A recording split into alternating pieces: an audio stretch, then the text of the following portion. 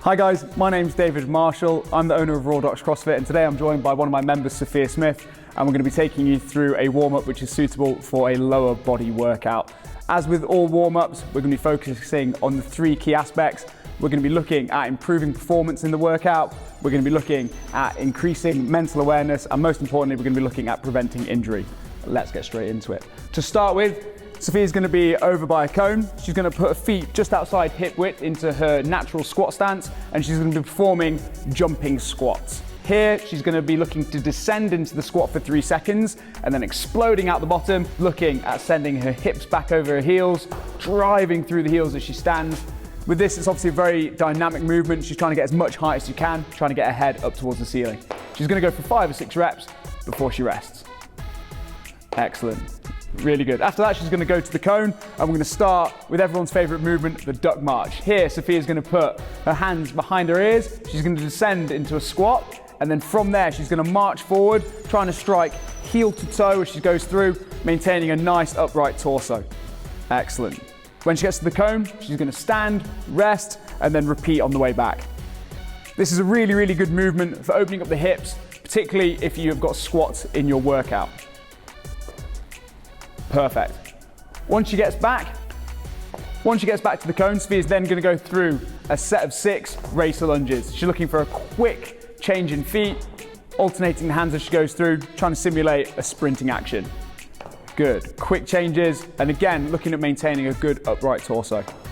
Following her set of 6, she's going to go back to the line. From here, she's going to perform a set of over the gate overhead lunges. They look a little bit like this. She's going to lock her hands out overhead. She's going to raise one knee up, extend the leg, getting a good dynamic hamstring stretch, fall forward, down into the lunge before standing through the front heel. Obviously, she's going to alternate sides as she goes through. The whole time, we're focusing again on that nice upright torso. Once she gets to the cone, with that final rep, perfect. She'll then rest, shake it off, compose herself, and then repeat that same action on the way back. Trying to get that knee elevated as much as possible, trying to increase the range of the lunge as she goes through. Perfect, really good. When she stands out the lunge, she's looking to drive through the heel of the front foot, getting maximum recruitment through that front glute. When she gets back to the cone, we then go back to those jumping squats. With the jumping squat, she's going to focus on descending slowly for about 2 or 3 seconds and then exploding out the bottom. This is a really, really good way of encouraging the nervous system to fire quicker and more effectively, particularly if you're looking at heavy work. Again, we're looking here for a set of 5 to 6. Wonderful. Following that, she's going to go back to the cone. She's now going to go through a set of monster marches. Okay, she's going to face away from me here. She's going to put her feet roughly in a squat stance. She's going to descend down to the bottom of the squat. So following that, Sophia's going to go through a set of monster marches. She's looking at extending her front leg out in front of her and then controlling the trail leg to her. She's going to feel a big burn through her glutes. Once she gets to the cone, she's going to repeat the same on the way back. Again, looking for a straight leg on the front, striking heel to toe, staying low, feeling it in the glutes. Fantastic. When she gets back to that starting cone, she's then going to go back to a set of 6 racer lunges. So she's going to go for a good lunge forward, opposite hand to opposite knee, and again looking for that quick change of the feet. Again, looking for a good upright torso, fast hands, and a fast changeover. Excellent. Again, a set of 6. Following that, and to finish, we're going to look at an exercise called grab and reach.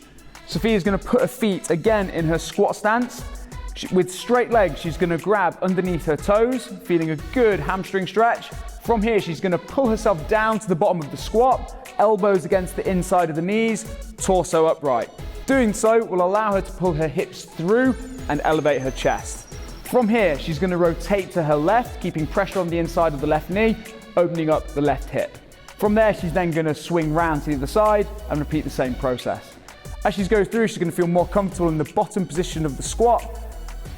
Perfect. And one more towards me. Once she's done that, she's going to go back to center, take a second, and then from there, still holding onto the toes, extend the legs once more to feel it through her hamstrings. That's one. We're just going to repeat that for another rep. So she's going to drop down, rotate to the left, rotate to the right. Notice how her hips are able to drop lower down into that bottom position in the hole.